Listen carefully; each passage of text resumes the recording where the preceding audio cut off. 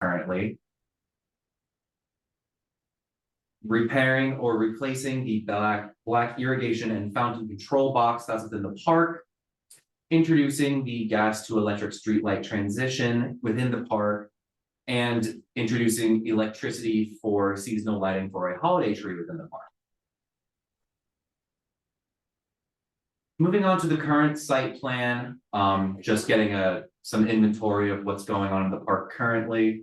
There's a notable slope within the park, as from anywhere in the park, really draining to this central slope here, or sorry, central drain here, which makes the rest of the park inaccessible by ADA standards.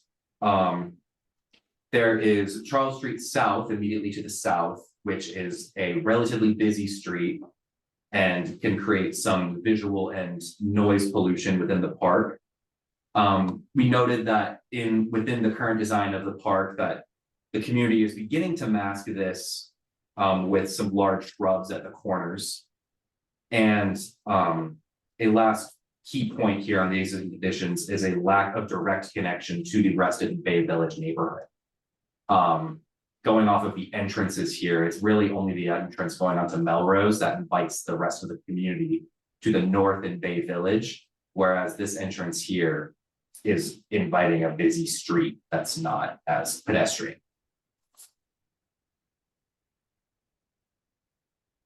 So now moving on to our final concept design. Starting with the entries, we have moved the entries to these two separate corners of the park to help encourage residents of the Bay Village neighborhood to come and experience the park. We've also aligned these entries with the restored fountain in the park here. As you can see, these sight lines obviously should help encourage people to enter the park and make use of it. We will be continuing the effort which the community started in the current iteration of Bay Village Park to increase the amount of larger plantings here on the southern end to help mask some of the noise from Charles Street South. We will be, where we are sealing off former entrances to the park, such as where I'm pointing here and where I'm pointing here, we will be erecting new planter walls to match the existing walls, and putting more decorative fencing on top of those walls, as well as repairing any decorative fencing that is in disrepair. Additionally, we have a spot here for the holiday tree within the park, which will be receiving power from the streetlights within the park. The holiday tree is planned to be on a timer with the streetlights, so there won't be any need to turn it on and off every single day by hand.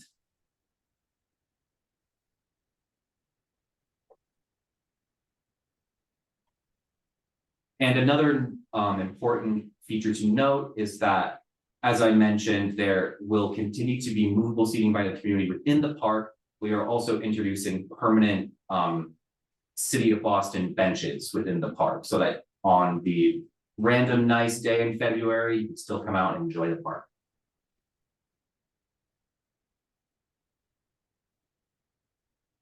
Moving on to some of the materiality here.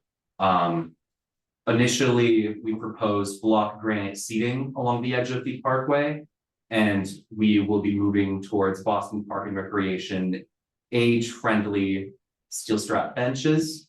The silver color here is not set. If the community has any strong feelings about it, we can make it any sort of different powder coat color we would like.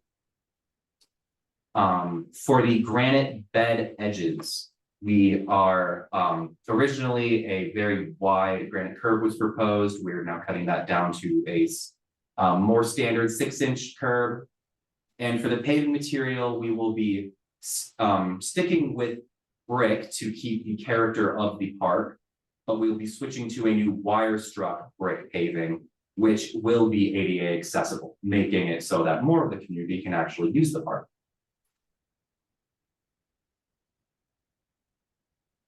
Great, thank you, Michael. So as this project picked up again, we found that there was an opportunity to improve energy efficiency and meet the city's carbon neutrality goals by retrofitting natural gas streetlights to use electricity. So with this in mind, we at this park, we're planning to convert the existing gas lamps on the existing site to electric lamps. So this retrofit is a continuation of a citywide program and is part of the city's Green New Deal through the Renew Boston Trust program. We have been working closely with the street lighting division to ensure that the luminosity and the character of the electric light matches that of the gas lights on site. So if you see here, the image on the left is of a gas lamp at Bay Village Neighborhood Park. And then on the right is an LED light fixture. So this image is actually of a street light on Church Street, which was retrofitted a few years back.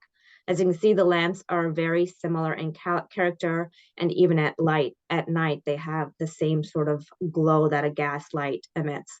So with this retrofit, we will be on our way to reach our environmental goals while still preserving Boston's historic character. So with that, it's a very short presentation, but I want to open up for discussion. You can post your questions in the chat and we will respond as we receive them. I think there's a question. Oh.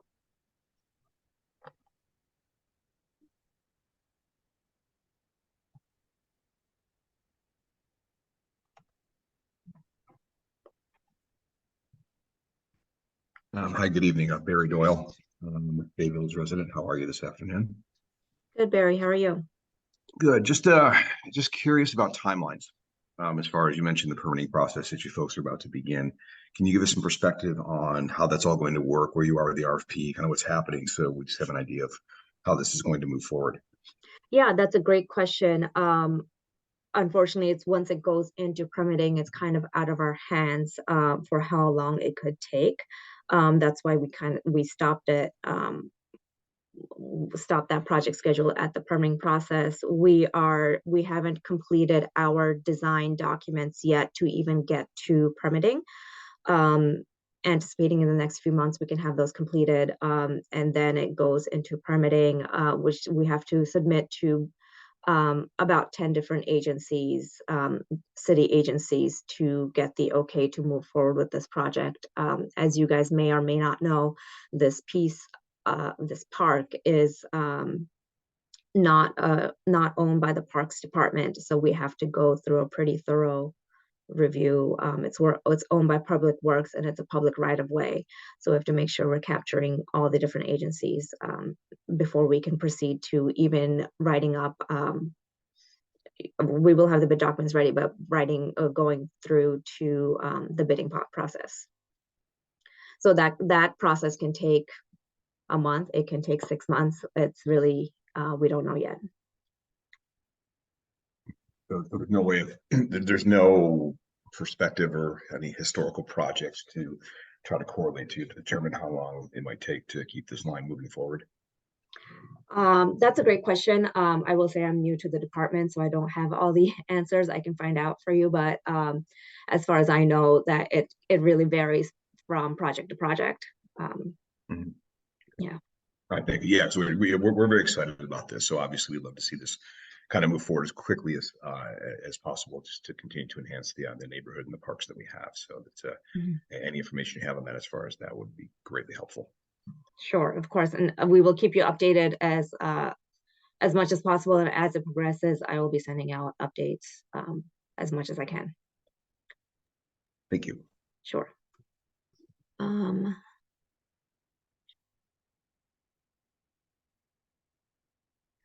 Neighborhood approved 212 Stewart's lighting gas to LED construction transition in terms of light output.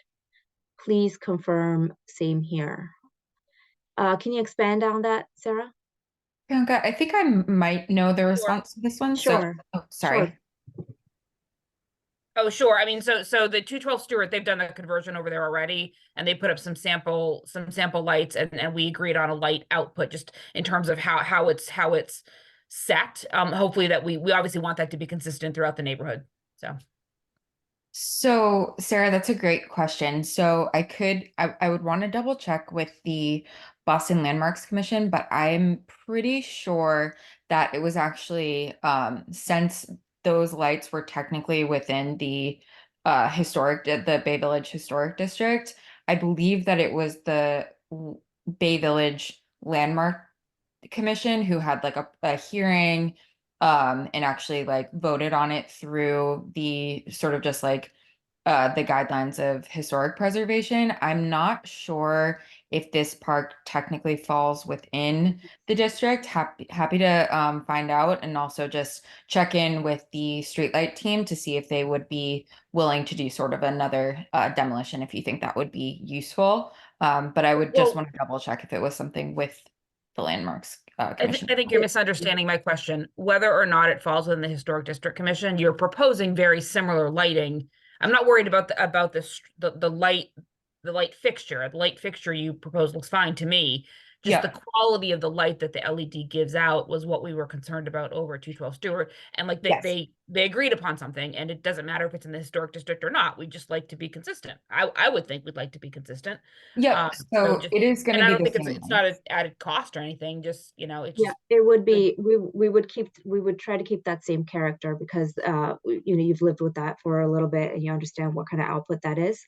So we would keep that same character, and that's what we're working with street lighting to make sure we're getting the right lights out there. yeah, because street lighting was involved in that too. Mhm. Mhm. So yeah, no, it would be great just to make sure that we don't miss checking a box there. Sure. Next question, will the new material in the park attract skateboards? Seems the smooth material would be enticing for them. Sean, do you want to take that? Yeah, absolutely, Kendra. That's a really good question, and honestly, we are very sensitive to that, and honestly, all of our projects. I think what's interesting here is as we're really doing some regrading here to make the park fully compliant, so those slopes are less than 2% in a plaza kind of condition. Even though those materials are smooth, the edges where the skateboarders like to kind of pull their tricks or their stunts and kind of grind on things, we really don't have any of those edges. The curbing that are around those perennial beds is really short. We're in that 6-inch kind of height range, which is not really a great height for them. They love railings and seat walls. And with the notion of the benches kind of having the the arms, if you will, that allow people to be able to kind of move and comfortably get up from those. We're really just not creating a lot of those kind of edges that the skateboard folks really love to have. You do have open space, and the materials, to your point, are smooth, but it's really those kind of edges. And I think with the wall that wraps around the Melrose Street side, as well as the Charles Street side, with the placement of that ornamental railing and that picket fence, excuse me, will also kind of help diminish any of those edges being really attractive or able for people to get on there. So I think, kind of given those edges, I don't think it's going to be certainly a really attractive place that they'll be coming to skateboard. So I think you're okay. Thank you, Sean. I don't know if that answers your question, Kendra, or not, but I think you should be in a good place. Yes, and I think if he does that answer your question also, keeping the cobblestone edges to deter skateboarders?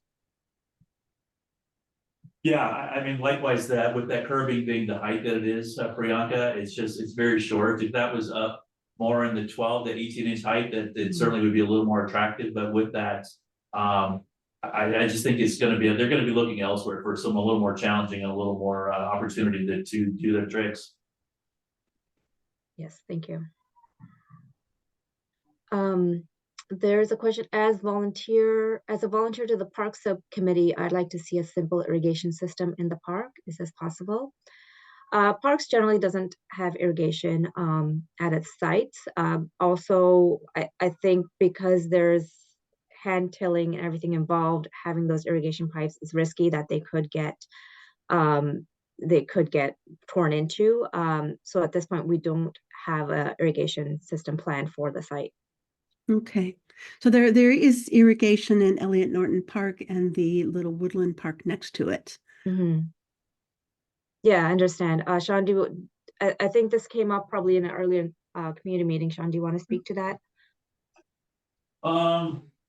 Yeah, I don't know that I can preempt. Obviously, the irrigation, getting a water source and all of that starts to get a little tricky. I know we're gonna be continuing the conversation about the functionality and how we make the fountain itself work, having those continuing on, or those ongoing conversations. But yeah, that's certainly the irrigation does get a little bit tricky within those city parks.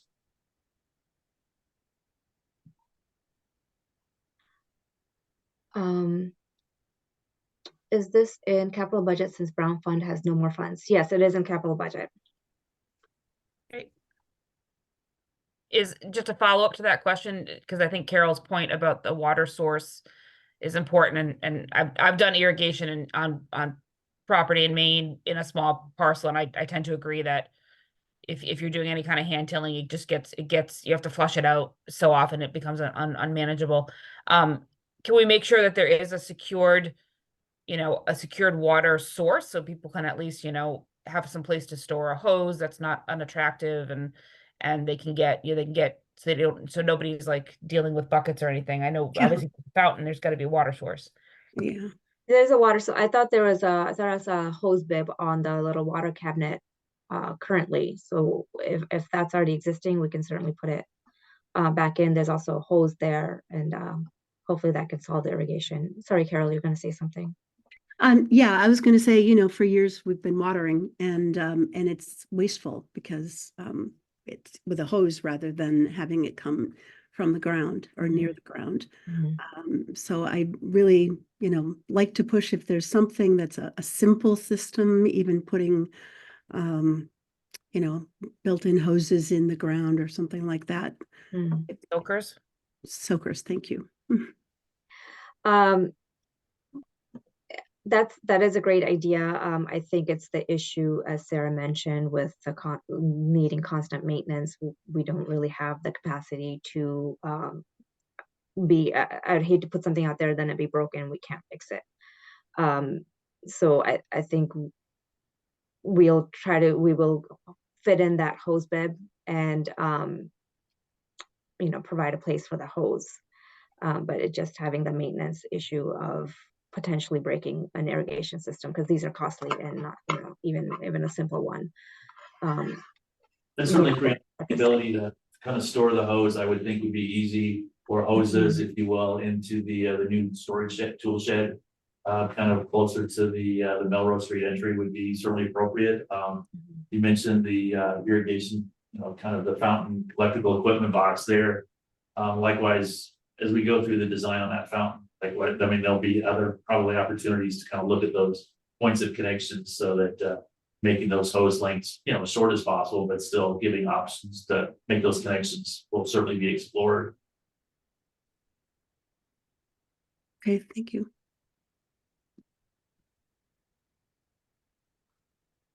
I think we answered these questions. Is there at least a dedicated water source that can be secured with hose? Yes.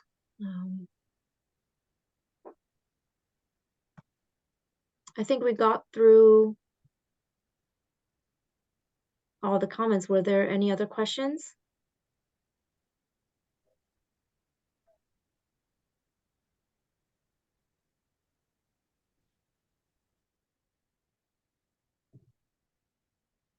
Oh, okay.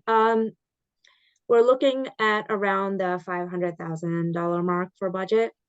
And that's covering what you see here on the screen, the new paving, the repair of the fountain, and the granite planting, all those things, whatever you see pointed out here. Got it. Thank you. Sure. Do you have, are you comfortable sharing, and maybe this is something you're sharing with neighborhood association leadership, but sort of like line item costs for sort of different portions of this design? Just for thinking ahead for sort of like other things that we would want to do in the neighborhood, and trying to get a sense of like, what does it look like to restore the fence and replace it? What does it look like for the new gate? Things like that. Sure. I will have to get back to you on that. I'm not sure if that's in my ability to do that. As I said, I'm new, so I'll have to ask and get back to you on that. Okay, no problem. Appreciate the consideration. Sure. If there is no other design team meeting, this was just a briefing to, or a design meeting, this was just a briefing to update currently on where we are currently. After this meeting, we will be going into more detailed construction documentation, so then we can get through. That's awesome. Well, it looks great, so thank you. Ian asked what criteria are being used for plant selection, thinking about maintenance, pest control. Michael, do you want to talk about that? I think you've worked on the planting plan. Yeah, absolutely. So we largely based the planting plan off of what you, the community, have planted in this park to begin with. Jim went out in the past and did a detailed inventory of all the different plants that you all had planted there. And we are using that to inform our planting palette. Yeah, so this may be a good opportunity, Priyanka, as well to Ian, and I know I saw Carol mention that she's one of the gardeners over there, so it's awesome to be able to have these conversations, but it would be great just to kind of get a feel from you guys as far as the you know, the maintenance efforts. Obviously, whatever we do here, we start to pull this back together for you guys. Is it an exact kind of plant palette replica of what's out there? Is that within kind of the you know, the community's maintenance abilities and, you know, timelines, and so I think that's, you know, a conversation we would love to have and continue to have to pull that all together to make sure that we're really creating something that's maintainable, because we would not be doing our jobs with you guys to kind of create this beautiful perennial garden, but it's something that is just way above the means to be able to take care of. So I don't want to say, and Ian, I want to kind of respond to you as well. I think we want to be really careful about plant selections. We're not going to try and get into anything that would obviously be a big pest issue. We typically try and work with natives and adapted. So, you know, a pretty nice and easy palette, but there's obviously a lot of ways that can be and how that can look. So as Michael mentioned, definitely the first pass has been kind of essentially a recreation of what's there today. But that's certainly something that could evolve or could be simplified, but it would be great to hear from Carol and maybe some of the other gardeners, Priyanka, as Sure. whether it's tonight or as we go forward to put together that final plant palette would be really helpful to have some more of that community input. That'd be great. I Yep, would like and to be part of that conversation, and probably not tonight, but as you go forward, I'd like to be included. We have a committee or a subcommittee of people who take care of the parks, and so we have our Awesome. hands in it. Yeah, but that would be great, Carol. And I think that the plan, I mean, this garden's been there forever, so has been going along that every week or two in the season, there is something new that's coming out. Yeah. mhm. Nice. Yep. No, we would look forward to that, and I don't know, I kind of feel exactly for where you guys are. I volunteer garden over at Old North Church in their 18th century garden on Saturday morning, so you know, it's just making sure that it's all able to be done within your crew and the time and kind of the people and the commitments and skill levels. So yeah, absolutely, that'd be a great conversation to have with you guys. For sure, but you can always reach out to me via the email, which I just put in the chat. And there's a question of what's the possibility of saving and reusing existing plant materials. We're certainly open to that. Once we get into construction, obviously, we don't want any plants being moved right now where we're not quite sure when we're starting. Yeah, and the other thing that'll be a little bit tricky with that, Priyanka, will be, as Jim had mentioned earlier, the kind of the regrading in order to make the plaza and the terrace, or we call the terrace area, the park, really kind of much smoother, or I'm gonna call it level. We know it's not, it is pitched to drain. But there is a significant amount of regrading in there.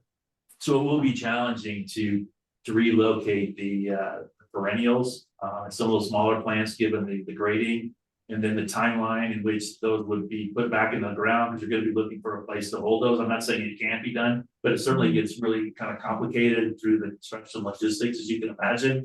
But in that being said, though, we are being really careful within that regrading to make sure we're not negatively impacting I should say, at all the existing trees that are in the park. So it's a kind of a delicate dance of making sure that we're getting the grades right, still being really sensitive to the tree health. But yeah, I'm not saying it can't be done. And then is it Ailey? I'm gonna, sorry, I said your name wrong, Dominic.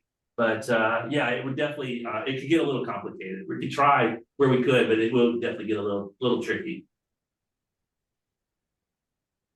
I mentioned to I- Bianca when we spoke earlier this week that, even if some of the plants can't be saved, and there are some very nice established perennials there, it would be nice to be able to give us a heads up so that we can rehome them in our other parks. Sure. That's what I was just about to say. Sure, Absolutely. and yeah, we can, if you let us know ahead of time when, once the project does start, we can be on site, both the design team and myself, just to make sure that's all going. And I totally trust your guarding ability or anything, not questioning that at all, but just so we know where it's going, how it's being taken out and everything is.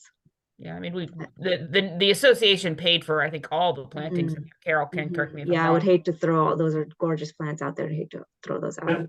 No, that's great. It'd be that'd be awesome. Be able to find a new home. That'd be great. Sean Hannah is asking, is regrading the most significant or complex piece of the scope? Well, yeah, the regrading is certainly tricky. Once again, just being really sensitive to the existing tree canopy we have out there. So I think that is certainly a piece of the puzzle. I would say, I think having the conversations with Boston Water and Sewer, with Parks, likewise to kind of make sure we're doing the right moves for the fountain will be tricky. In a sense, is that water kind of cascades over the top. How do we kind of make sure we're doing that at the right water levels? Boston Water and Sewer has their own kind of criteria on that. Are we taking that to where is that, how does that all, the look, the effect, all of those are just things that need to be worked through. What is the equipment that kind of makes that fountain work? Is it enough water pressure that's kind of coming out? At Ringgold, we needed to have a small vault with a pump and equipment to actually make that water effect work over there. So there's definitely some ongoing, work that we're going to be doing and coordinating with the fountain. So, and I think the fountain is likewise to make sure we get that right is another tricky piece. But the rest of that is planting is really not complex, and the paving, once that grading's in place, is pretty straightforward. So yeah, I guess the question, or to your question, I would say the grading and probably the fountain would be probably the two more complex pieces of the puzzle here. That's helpful. Thank you. What fun challenges for you guys. It's gonna be fun, but it's gonna be great. I mean, I don't know if you guys are familiar with Ringgold, but we were really happy, and I think the community's been very happy with the way that water element turned out over there. So yeah, we're really excited here. This is gonna be great. Ringgold is beautiful, so I'm excited you guys are working on this. Oh, thank you.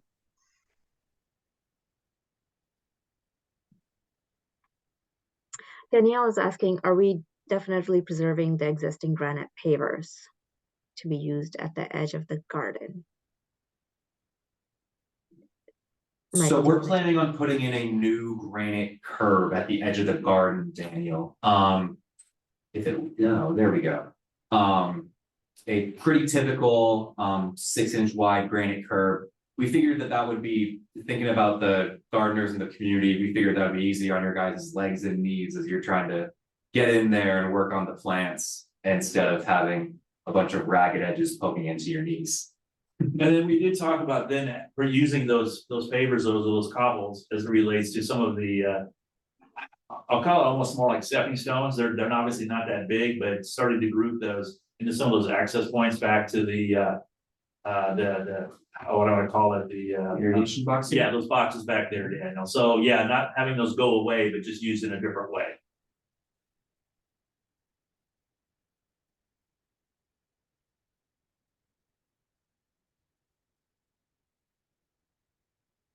Sorry I'm late, everyone. Hey, Jim. Yeah. I think we're getting ready to wrap up. Oh, darn. That's all right.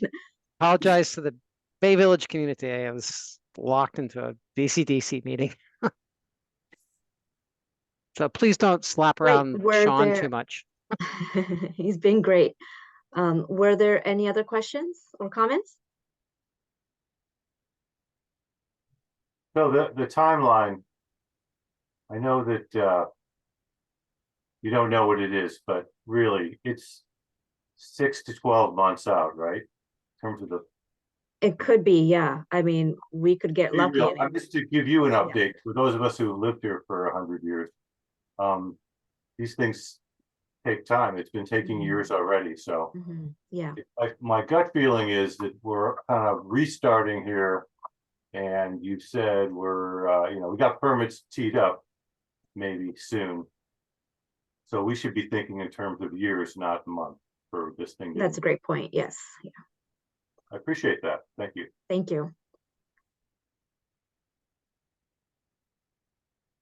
And Priyanka, while I know we've got Jim on the phone as well, I'll relay to him. Obviously, we'll have an internal team catch up as well, but, yeah, just kind of talking with Sarah and I believe it was Carol, regarding the planting, Jim, and the idea of a follow-up and kind of get into a little bit more conversations with their subcommittee over there to be able to kind of talk through the planting and their efforts and their kind of wants, if you will, and the maintenance levels of what goes into that. I know you and I talked about that earlier this week, so yeah, they would love to have a follow-up and kind of talk through that as we move forward into the planting plan development. Yeah, we assumed that was coming, even when we inventoried the plants, way back in 2021. We know a lot of them are donated plants from the community. And so we created our list, as I'm sure Sean told you or Michael told you. We created our list based on what lives out there. But if you're like me, you might say, that might live out there, but we wish it didn't. So I think that discussion is critical to make sure we deliver something that the neighbors and the community really want. Yeah, so we need your email address then, James. Oh, okay. You can reach directly to me and we can start those conversations. I'm sure Carol is going to be reaching out tonight and finding out because she'll want to know. Sure. Work with you. I'm a Sure, neighbor happy too, to. by the way, Yeah. so. Cool.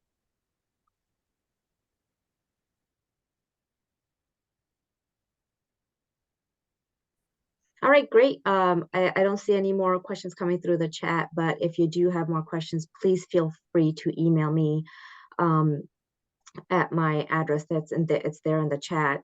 You can also access the project website if you want to reference this this meeting again, and please share with your neighbors about what we've discussed here. And thank you everyone for joining us tonight.